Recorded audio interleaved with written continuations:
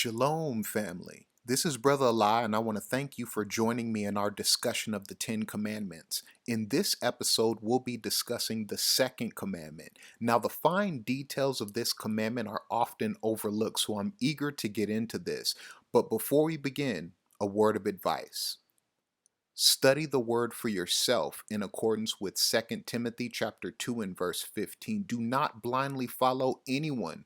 Rather confirm all things with the word. That being said, let's open up our discussion with a reading of the second commandment. Exodus chapter 20 verses 4 through 6. Thou shalt not make unto thee any graven image, or any likeness of anything that is in heaven above, or that is in the earth beneath, or that is in the water under the earth. Thou shalt not bow down thyself to them, nor serve them. For I, Yah, thy Elohim, am a jealous Elohim, visiting the iniquity of the fathers upon the children unto the third and fourth generation of them that hate me, and showing mercy unto thousands of them that love me and keep my commandments. So, what does all that mean? Well, it's important to recognize that this commandment has two parts, and the details of the first portion are often overlooked. So let's slow down and read it together in multiple translations. Let's go to Exodus chapter 20 and verse 4. When we look at this first portion of the commandment across multiple translations, we get a specific understanding. We are not to make for ourselves any graven image of any living thing in heaven, on earth, or in the waters underneath the earth. The distinction that we are not to make any statuary for ourselves is very important. Why? Because on several occasions, Yah actually commanded Israel to create various graven images for his purposes. Let's get into two examples of that. In Exodus chapter 25, Yah gives various commands regarding the creation of the Ark of the Covenant. In verses 17 through 22, he commands Moses to create two golden images of cherubim, which are angelic beings who attend to Yah before his throne. Yah actually manifested his spiritual presence upon the mercy seat, which was located in between the two cherubim. Notice that Moses was commanded to create these golden images for the esteem and majesty of the Most High and not for his own pleasure. All right, let's discuss another example, the bronze serpent.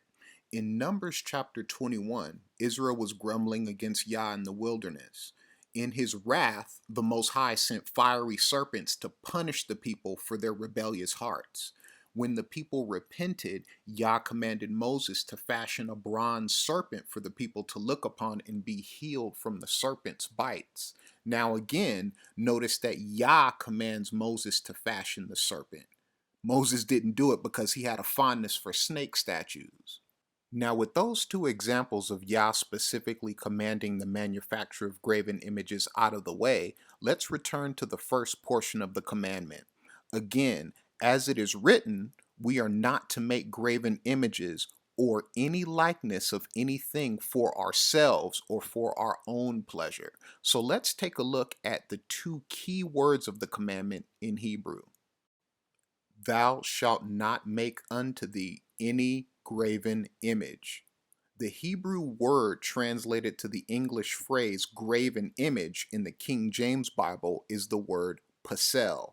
Every time this word is used in the Hebrew scriptures, which is about 30 times, it relates to an idol. That is, an image specifically created with the intention of worship, pasel. Another way to phrase this part of the commandment might be, thou shalt not make for yourself any images intended for worship. Which brings us to the second important Hebrew word within the commandment, timunah. Thou shalt not make unto thee any graven image or any likeness. That word likeness is a translation of the Hebrew word timunah, which, appropriately enough, means likeness or form. So not only are we forbidden from making images intended for worship, pasel, we are also forbidden from creating a likeness, timunah, of anything that is in heaven, earth, or in the water. Now, it seems quite clear that the creation of any three-dimensional representational form for our own pleasure is forbidden in Torah. When we explore the historical transgression of this law a bit later, we'll see exactly why. Now, before we move forward, I'd like to discuss one last matter in the interpretation of this portion of the commandment. Some teachers of the law go as far as arguing that photographs or even drawings of living beings are forbidden under the second commandment. The reason that I disagree with this particular interpretation is because of the nature of the Hebrew language. See, Hebrew is pictorial in nature. See the Aleph in Paleo Hebrew? The Aleph is representative of the ox or the strong leader. Notice how the Aleph looks like the head of a bull? Hebrew is largely a pictorial language, so I fail to see a prohibition against two-dimensional pictures making sense in light of this simple observation. With that being said, let's move forward to the second part of the second commandment. Exodus chapter 20, verses 5 through 6. Thou shalt not bow down thyself to them, nor serve them. For I, Yah thy Elohim, am a jealous Elohim, visiting the iniquity of the fathers upon the children unto the third and fourth generation of them that hate me, and showing mercy unto thousands of them that love me and keep my commandments. So this part of the commandment is pretty clear. Do not bow down to graven images or worship them. This is an important distinction within the commandment itself, as we've established that the ancient Israelites were forbidden from creating idols and graven images, but they would certainly encounter these graven images as they drove the Canaanites out of the land. In such circumstances, Israel was not to worship those idols that they discover. So let's hear what Yah has to say about these spiritual rules of engagement by reading Deuteronomy chapter 12, verses 1 through 3. These are the statutes and judgments which ye shall observe to do in the land which Yah Elohim of thy fathers giveth thee to possess it all the days that ye live upon the earth. Ye shall utterly destroy all the places wherein the nations which ye shall possess serve their gods, upon the high mountains and upon the hills and under every green tree. And ye shall overthrow their altars and break their pillars and burn their groves with fire. And ye shall hew down the graven images of their gods and destroy the names of them out of that place. So based on that passage, Israel was to destroy the places of idolatrous worship as well as the idols themselves. Notice that Yah didn't say that Israel could keep the idols as trophies as long as they didn't worship them. This reinforces the interpretation of the first portion of the commandment we covered just moments ago. Graven images, idols, or mere forms are simply not allowed based on a simple, straightforward reading of the law. Having covered the interpretation of the law, let's explore some examples of the transgression of the second commandment in the scriptures. On the subject of Israel's idolatry, the role of King Solomon simply cannot be overstated. His sin set into motion a vicious cycle of idolatry that led not only to the division of the kingdom, but ultimately the calamity of the exile. Let's read about how Solomon's idolatry began and how it caused the separation of the kingdom. We'll be in 1 Kings chapter 11 and we'll be reading verses 1 through 13. But King Solomon loved many strange women, together with the daughter of Pharaoh, women of the Moabites, Ammonites, Edomites, Zidonians, and Hittites, of the nations concerning which Yah said unto the children of Israel, Ye shall not go into them, neither shall they come in unto you, for surely they will turn your heart after their gods. Solomon clave unto these in love. And he had 700 wives, princesses, and 300 concubines, and his wives turned away his heart. For it came to pass when Solomon was old that his wives turned away his heart after other gods, and his heart was not perfect with Yah his Elohim, as was the heart of David his father. For Solomon went after Ashtoreth, the goddess of the Zidonians, and after Milcom, the abomination of the Ammonites. And Solomon did evil in the sight of Yah, and went not fully after Yah, as did David his father. Then did Solomon build an high place for Chemosh, the abomination of Moab, in the hill that is before Jerusalem, and for Molech, the abomination of the children of Ammon. And likewise did he for all his strange wives, which burnt incense and sacrificed unto their gods. And Yah was angry with Solomon, because his heart was turned from Yah, the Elohim of Israel, which had appeared unto him twice, and had commanded him concerning this thing, that he should not go after other gods, but he kept not that which Yah commanded. Wherefore Yah said unto Solomon, Forasmuch as this is done of thee, and thou hast not kept my covenant and my statutes which I have commanded thee, I will surely rend the kingdom from thee, and will give it to thy servant. Notwithstanding, in thy days I will not do it for David thy father's sake, but I will rend it out of the hand of thy son. Howbeit, I will not rend away all the kingdom, but will give one tribe to thy son for David my servant's sake, and for Jerusalem's sake, which I have chosen. So in summary, King Solomon built up a number of altars for pagan gods, introduced various cults of idol worship into Israel, and had the kingdom snatched from his progeny as a result, setting the stage for even more idolatry in the future. This brings us to Jeroboam of the tribe of Ephraim. He was a servant of King Solomon. In fact, he was the servant who was prophesied to receive the kingdom due to Solomon's transgression. Jeroboam ultimately succeeded in becoming the king of the northern tribes after they rebelled against King Solomon's son, Rehoboam. And you can read all about this in detail in the remainder of 1 Kings chapter 11 as well as 1 Kings chapter 12. So once the kingdom was divided, Jeroboam feared that if his subjects worshipped in Jerusalem, the place where Yah had set his name, the people would turn back and become loyal to Judah once again. So let's read about what his fear caused him to do. 1 Kings chapter 12, verses 26 through 30. And Jeroboam said in his heart, Now shall the kingdom return to the house of David. If this people go up to do sacrifice in the house of Yah at Jerusalem, then shall the heart of this people turn again unto their master, even unto Rehoboam king of Judah, and they shall kill me, and again go to Rehoboam king of Judah. Whereupon the king took counsel and made 2 calves of gold, and said unto them, It is too much for you to go up to Jerusalem. Behold thy gods, O Israel, which brought thee out of the land of Egypt. And he set one in Bethel, and the other put he in Dan. And this thing became a sin, for the people went to worship before the one, even unto Dan.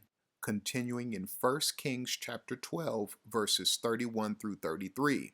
And he made an house of high places, and made priests of the lowest of the people, which were not of the sons of Levi.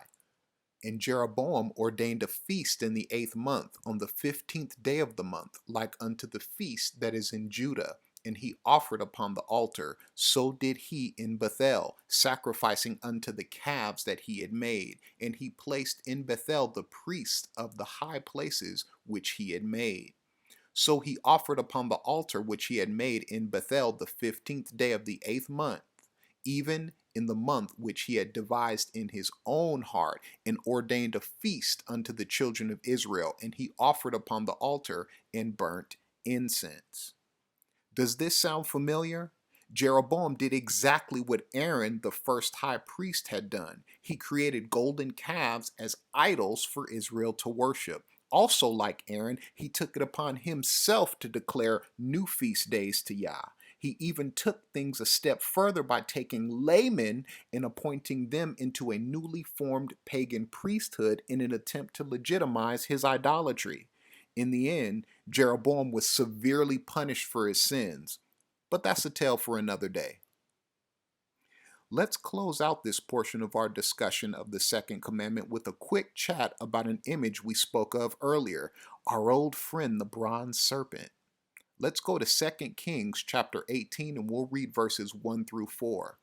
Now it came to pass in the 3rd year of Hoshea son of Elah, king of Israel, that Hezekiah the son of Ahaz, king of Judah, began to reign. 25 years old was he when he began to reign, and he reigned 29 years in Jerusalem. His mother's name was Abi, the daughter of Zechariah. And he did that which was right in the sight of Yah, according to all that David his father did. He removed the high places, and brake the images, and cut down the groves, and brake in pieces the brazen serpent that Moses had made. For unto those days the children of Israel did burn incense to it, and he called it Nehushtan. Hundreds of years after the time of Moses, the people had fallen into an idolatrous pit so deep that they'd begun to worship the serpent that Yah commanded Moses to make in order to heal their ancestors. That's deep. This passage more than any demonstrates the absolute danger of graven images. There is a real temptation to look to them as objects of worship. This is precisely why Yah forbade their creation. He understands our weakness for idolatry. Even when Yah commanded Moses to make an image to heal the people, they later looked to it as an object of worship. Graven images are dangerous, and this is something that we should really take seriously. Now, having covered scriptural transgression of the law, let's turn to modern forms of idolatry. This is a statue called Cristo Redentor, located in Rio de Janeiro, Brazil. It was proposed by the Roman Catholic Church in 1921 and was ultimately completed 10 years later in 1931. So you tell me, what do you see here? Is this what our Messiah wanted from us? And hey, while we're on the subject, did he even look like that? Real talk. So here's a friendly reminder of the 2nd commandment. Exodus chapter 20, verses 4 through 6. We're going to read it out of the New Living Translation. You must not make for yourself an idol of any kind, or an image of anything in the heavens, or on the earth, or in the sea. You must not bow down to them or worship them, for I, Yah, your Elohim, am a jealous Elohim who will not tolerate your affection for any other gods. Of course, these people are Catholic, and Catholicism has a different set of the 10 Commandments than those given by Moses. Here, you can see how they've been edited in order to make room for statuary in worship. See that? Now, if you doubt the validity of this assertion, you can go directly to the Vatican's website. See the 2nd commandment on the far right column? It differs from the commandment found in both Exodus chapter 20 and Deuteronomy chapter 5, prohibiting the creation of statues. This is not proper worship according to Scripture. Bowing down before idols is a direct violation of the 2nd commandment. Now, my intention is not to bash Catholics, but rather to point out the lack of adherence to Scripture within their doctrine. See, I was raised in the Catholic Church. I'm also a graduate of a fairly well-known Catholic university. I've studied their theology in detail, so I speak with expertise on the matter. Giving honor to graven images is rebellion against the Most High. You know, the Most High, whom we should worship in spirit and in truth, according to the words of Messiah in the Gospel of John.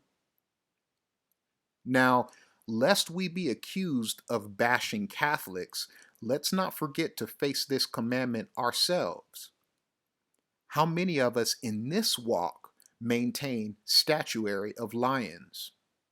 See, in seeking to proclaim our heritage, are we actually profaning its very foundation, which is the Torah? Okay, how about this one? How many of us maintain collections of African tribal masks? How many of us have spent time collecting statues of African animals. By the way, if any of this has offended you, be sure to hit the dislike button on the way out. But regardless of our feelings, the second commandment is clear. Let's read it again together out of the New Living Translation. You must not make for yourself an idol of any kind or an image of anything in the heavens or on the earth or in the sea. You must not bow down to them or worship them, for I, Yah your Elohim, am a jealous Elohim who will not tolerate your affection for any other gods. So here's the conclusion of the matter. The creation of images intended for worship, pasel, is a violation of Torah. The creation of the likeness or form, temunah, of anything in the heavens, on earth, or in the waters is also a violation of Torah. Certainly bowing down before such images is a violation of this same commandment. So look, I recognize that this is a difficult thing to accept. After all, we dwell in a world which celebrates idols. Idols in the form of toys are marketed to our children. We even use idols in a vain attempt to express our culture. But our true culture is Torah, and we should celebrate that. We should consider painting the 10 Commandments on our walls instead of adorning them with statues. So that's it for our discussion of the second commandment. If you have something to share, I invite you to share it in the comments below. And if this presentation has been a blessing to you, please share it so it can be a blessing to others. I give all praises to the Most High Yah and honor and glory to Yeshua HaMashiach, King of Kings. Thanks for your time, family. I'll see you in the next video. Shalom.